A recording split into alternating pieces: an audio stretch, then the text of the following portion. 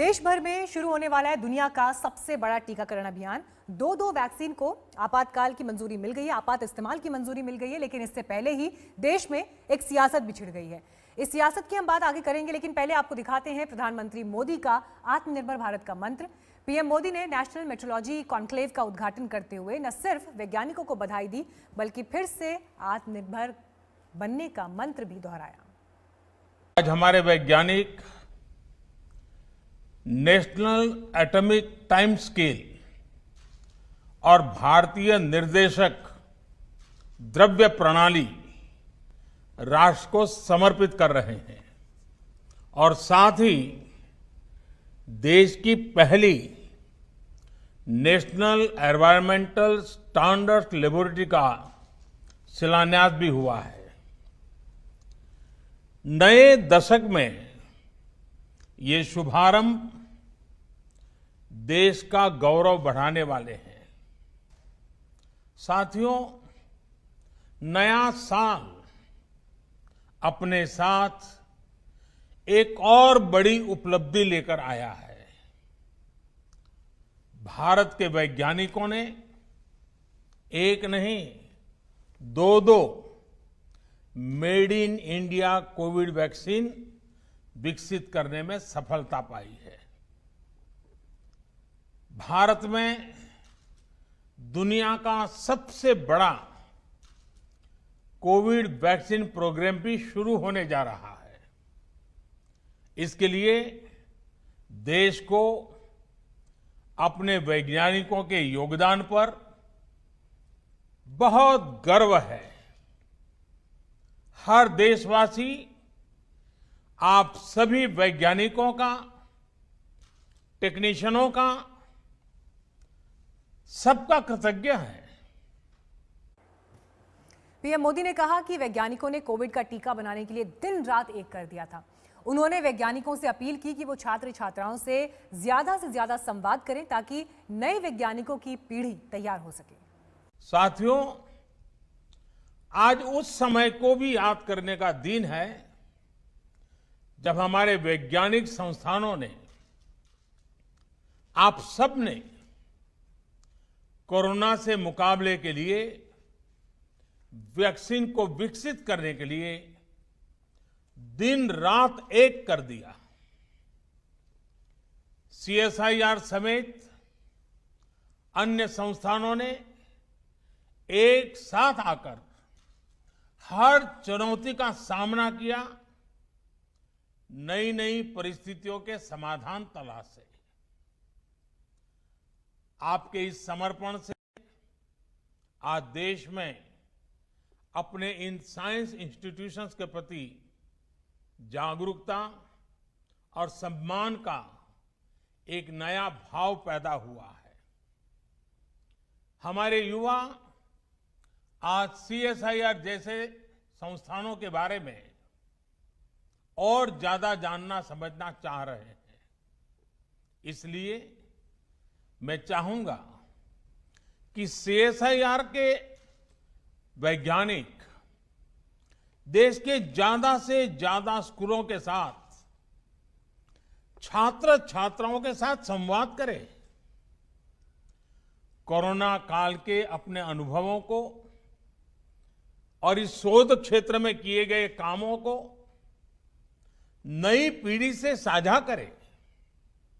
इससे आने वाले कल में आपको युवा वैज्ञानिकों की नई पीढ़ी तैयार करने में, उन्हें प्रेरित करने में बड़ी मदद मिलेगी। पीएम मोदी ने देश के विकास में सीएसआईआर के योगदान को जमकर सराहा। उन्होंने कहा सीएसआईआर और एनपीएल देश के टाइम कीपर हैं। सीएसआईआर एनपीएल तो भारत का एक प्रकार से टाइम कीपर है, यानी भारत के समय की देखरेख व्यवस्था आपके ही जिम्मे है। जब समय की जिम्मेदारी आपकी है तो समय का बदलाव भी आपसे ही शुरू होगा। नए समय का, नए भविष्य का निर्माण भी आपसे ही दिशा पाएगा। साथियों, हमारा देश दशकों से क्वालिटी और मेजरमेंट के लिए विदेशी स्टैंडर्ड्स पर निर्भर रहा है, लेकिन इस दशक में भारत को अपने स्टैंडर्ड्स को नई ऊंचाई देनी होगी। इस दशक में भारत की गति, भारत की प्रगति, भारत का उत्थान, भारत की छवि, भारत का सामर्थ्य, हमारी कैपेसिटी बिल्डिंग हमारे स्टैंडर्ड से ही तय होंगे। हमारे देश में सर्विसेज की क्वालिटी हो, सरकारी सेक्टर या फिर प्राइवेट सेक्टर में, हमारे देश में प्रोडक्ट्स की क्वालिटी हो, चाहे कार बनाए या प्राइवेट सेक्टर, हमारे क्वालिटी स्टैंडर्ड्स ये तय करेंगे कि दुनिया में भारत और भारत के प्रोडक्ट्स की ताकत कितनी ज्यादा बढ़े। प्रधानमंत्री ने कहा, मेड इन इंडिया को ऐसा ब्रांड बनाना चाहिए जिसकी वैश्विक स्वीकार्यता हो। मेड इन इंडिया ब्रांड में गुणवत्ता के साथ साथ विश्वसनीयता भी होनी चाहिए। मेड इन इंडिया की न केवल ग्लोबल डिमांड हो, बल्कि ग्लोबल एक्सेप्टेंस भी हो, ये हमें सुनिश्चित करना है। हमें ब्रांड इंडिया को क्वालिटी, क्रेडिबिलिटी के मजबूत स्तंभों पर और मजबूत बनाना है। साथियों, मुझे खुशी है कि भारत अब इस दिशा में तेजी से आगे बढ़ रहा है। पीएम मोदी ने कहा, भारत ने नाविक से नेविगेशन तक विकास की लंबी छलांग लगाई है। आज भारत दुनिया के उन देशों में है जिनके पास अपना नेविगेशन सिस्टम है। नाविक से भारत ने ये उपलब्धि हासिल करके दिखाई है। आज इसी और एक और कदम बढ़ा है। आज जिस भारतीय निर्देशक द्वारा लोकार्पण किया गया है, यह हमारे उद्योग जगत को क्वालिटी प्रोडक्ट्स बनाने के लिए प्रोत्साहित करेगा।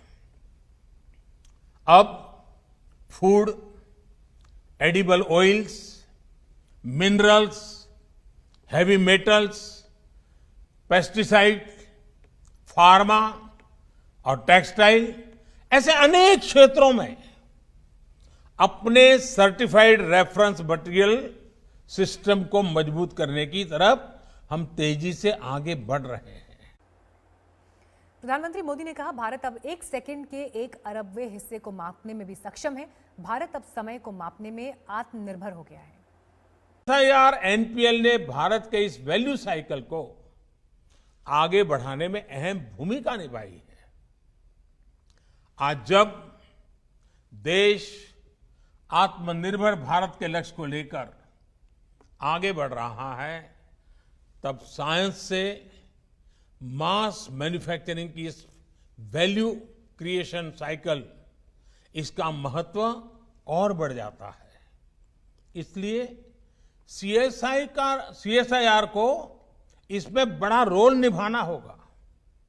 साथियों, सीएसआईआर एनपीएल ने आज जिस नेशनल एटॉमिक टाइम स्केल उसे जो देश को सौंपा है, उससे भारत नैनो सेकंड यानी 1 सेकंड के 1 अरब हिस्से तक समय को मापने में भी आत्मनिर्भर बन गया है।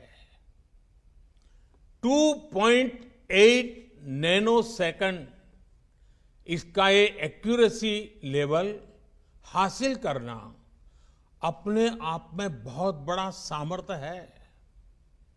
अब इंटरनेशनल स्टैंडर्ड टाइम उसको हमारा Indian standard time 3 nano second से भी कम की एक्यूरेसी लेवल से मैच कर रहा है।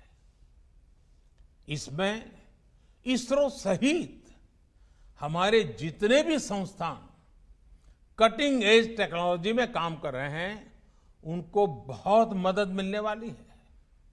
इससे banking, railway, defence, health, telecom, weather forecast, disaster management, अनगिनत सेक्टर से जुड़ी आधुनिक टेक्नोलॉजी में ये बहुत मदद मिलेगी।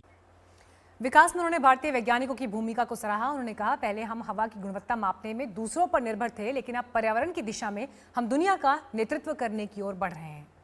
साथियों, आज का भारत पर्यावरण की दिशा में दुनिया का नेतृत्व करने की तरफ बढ़ रहा है, लेकिन एयर क्वालिटी और एमिशन को मापने की टेक्नोलॉजी से लेकर टूल्स तक हम दूसरों पर निर्भर रहे हैं। आज इसमें भी आत्मनिर्भरता के लिए हमने एक बड़ा कदम उठाया है। इससे भारत में प्रदूषण से निपटने के लिए ज्यादा सस्ते और प्रभावी सिस्टम तो विकसित ही होंगे, साथ में एयर क्वालिटी और एमिशन से जुड़ी टेक्नोलॉजी के ग्लोबल मार्केट में भी भारत की हिस्सेदारी बढ़ जाएगी। हमारे वैज्ञानिकों के ही सतत प्रयासों से भारत आज ये उपलब्धि हासिल कर रहा है। अब बात कोरोना वैक्सीन की। कोरोना की दवाई पर सियासी लड़ाई छिड़ गई है। विपक्ष ने वैक्सीन के अप्रूवल में ढील देने का आरोप लगाया। कांग्रेस ने 2 विधायकों ने यह कह दिया कि पहले प्रधानमंत्री और मुख्यमंत्री वैक्सीन लगाकर लोगों की शंका दूर करें।